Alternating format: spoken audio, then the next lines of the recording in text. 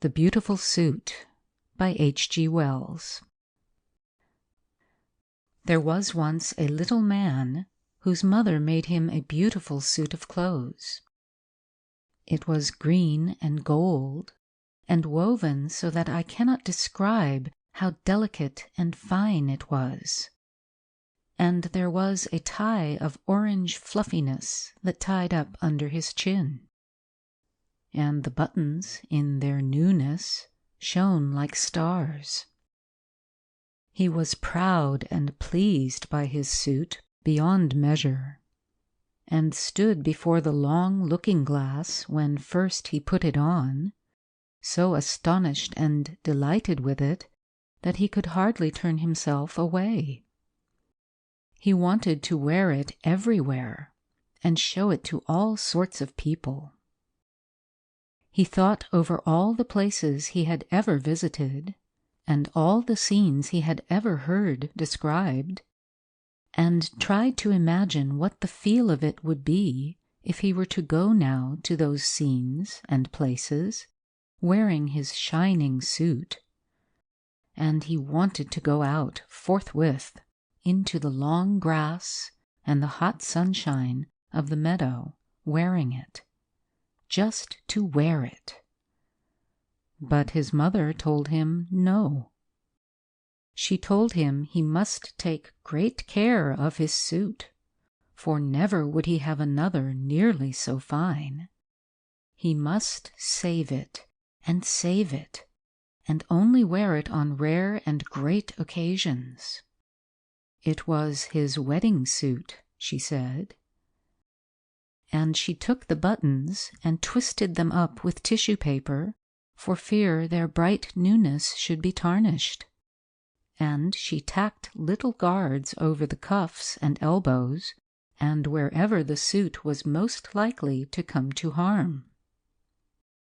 He hated and resisted these things, but what could he do? And at last her warnings and persuasions had effect, and he consented to take off his beautiful suit and fold it into its proper creases and put it away. It was almost as though he gave it up again, but he was always thinking of wearing it, and of the supreme occasions when some day it might be worn without the guards, without the tissue paper on the buttons, utterly and delightfully, never caring, beautiful beyond measure. One night, when he was dreaming of it after his habit, he dreamt he took the tissue paper from one of the buttons and found its brightness a little faded, and that distressed him mightily in his dream. He polished the poor faded button and polished it, and, if anything, it grew duller. He woke up and lay awake, thinking of the brightness a little dulled, and wondering how he would feel if, perhaps, when the great occasion, whatever it might be, should arrive, one button should chance to be ever so little short of its first glittering freshness. And for days and days that thought remained with him distressingly. And when next his mother let him wear his suit, he was tempted, and nearly gave way to the temptation, just to fumble off one little bit of tissue paper and see if, indeed, the buttons were keeping as bright as ever. He went trimly along on his way to church, full of this wild desire. For you must know his mother did, with repeated and careful warnings, let him wear his suit at times. On Sundays, for example, to and fro from church, when there was no threatening of rain, no dust blowing, nor anything to injure it, with its buttons covered, and its protections tacked upon it, and a sunshade in his hand to shadow it if there seemed too strong a sunlight for its colors. And always, after such occasions, he brushed it over and folded it exquisitely, as she had taught him, and put it away again. Now all these restrictions his mother set to the wearing of his suit, he obeyed. Always he obeyed them, until one strange night he woke up and saw the moonlight shining outside his window. It seemed to him the moonlight was not common moonlight, nor the night a common night. And for a while he lay quite drowsily with this odd persuasion in his mind. Thought joined on to thought, like things that whisper warmly in the shadows. Then he sat up in his little bed, suddenly very alert, with his heart beating very fast, and a quiver in his body from top to toe. He had made up his mind. He knew that now he was going to wear his suit as it should be worn. He had no doubt in the matter. He was afraid, terribly afraid, but glad, glad. He got out of his bed and stood for a moment by the window, looking at the moonshine-flooded garden, and trembling at the thing he meant to do. The air was full of a minute clamor of crickets and murmurings, of the infinitesimal shoutings of little living things.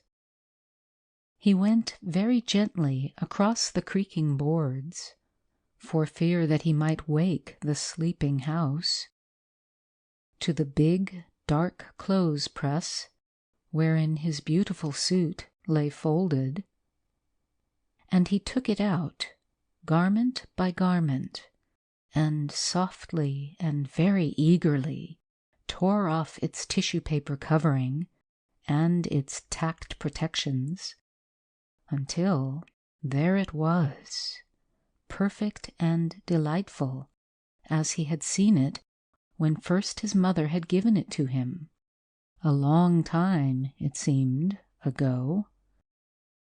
Not a button had tarnished, not a thread had faded on this dear suit of his. He was glad enough for weeping, as in a noiseless hurry he put it on. And then back he went, soft and quick, to the window that looked out upon the garden, and stood there for a minute, shining in the moonlight, with his buttons twinkling like stars, before he got out on the sill, and, making as little of a rustling as he could, clambered down to the garden path below. He stood before his mother's house, and it was white, and nearly as plain as by day, with every window blind but his own shut like an eye that sleeps. The trees cast still shadows like intricate black lace upon the wall. The garden in the moonlight was very different from the garden by day. Moonshine was tangled in the hedges and stretched in phantom cobwebs from spray to spray. Every flower was gleaming white or crimson black, and the air was a-quiver with the thridding of small crickets and nightingales singing unseen in the depths of the trees. There was no darkness in the world, but only warm, mysterious shadows. And all the leaves and spikes were edged and lined with iridescent jewels of dew. The night was warmer than any night had ever been. The heavens, by some miracle, at once vaster and nearer. And, spite of the great ivory-tinted moon that ruled the world, the sky was full of stars.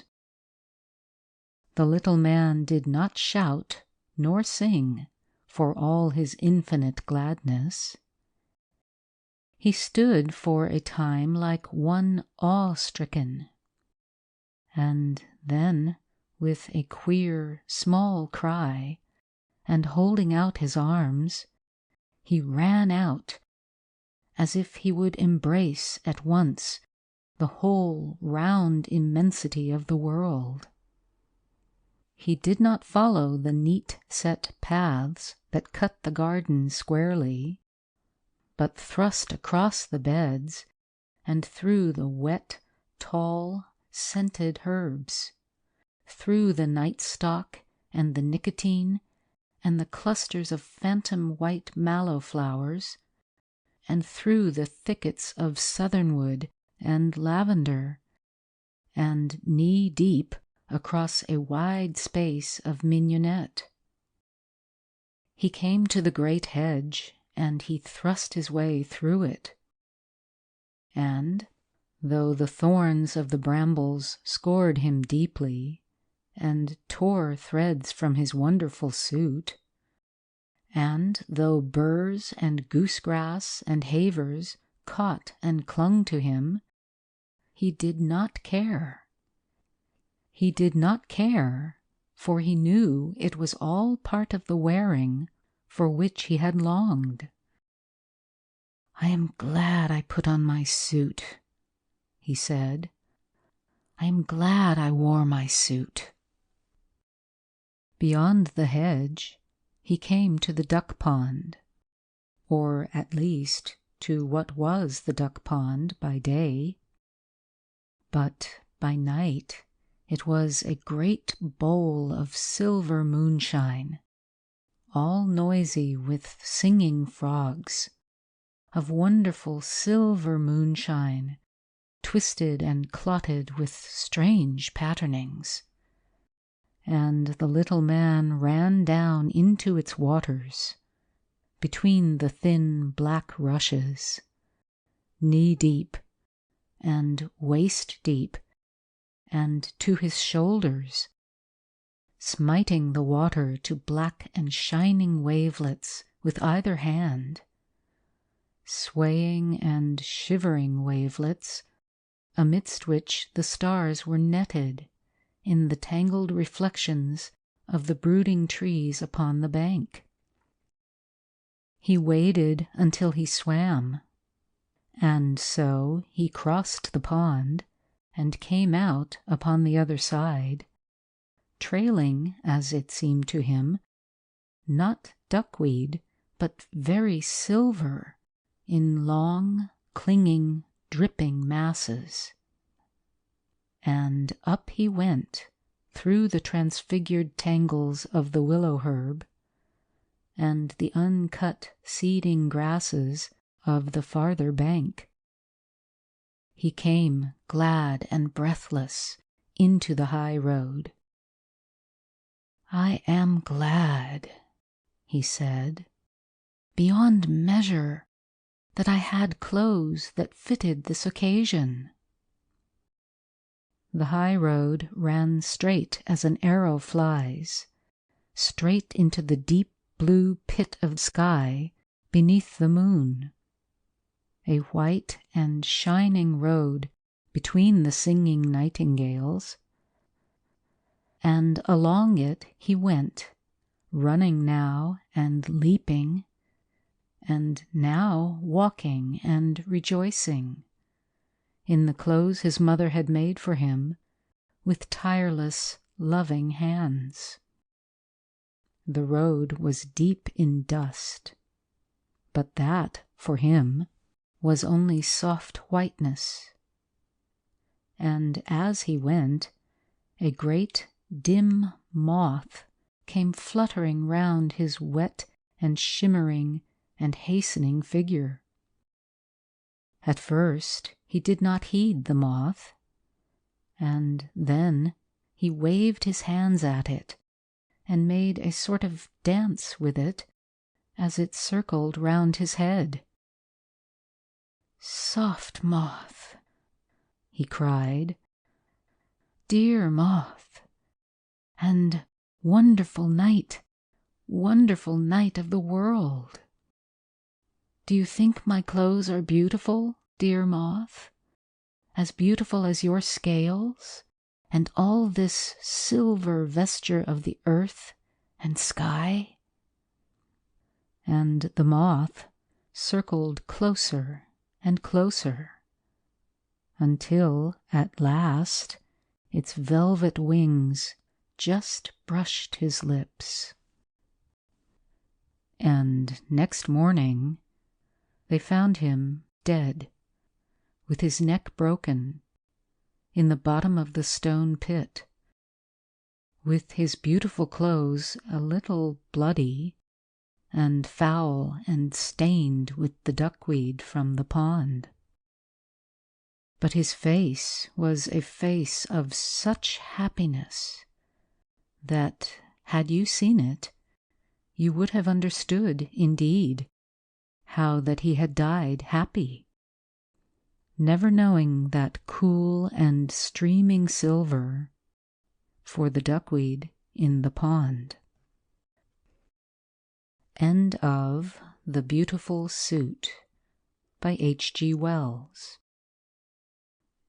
Recording by Louise J. Bell. Sebastopol, California.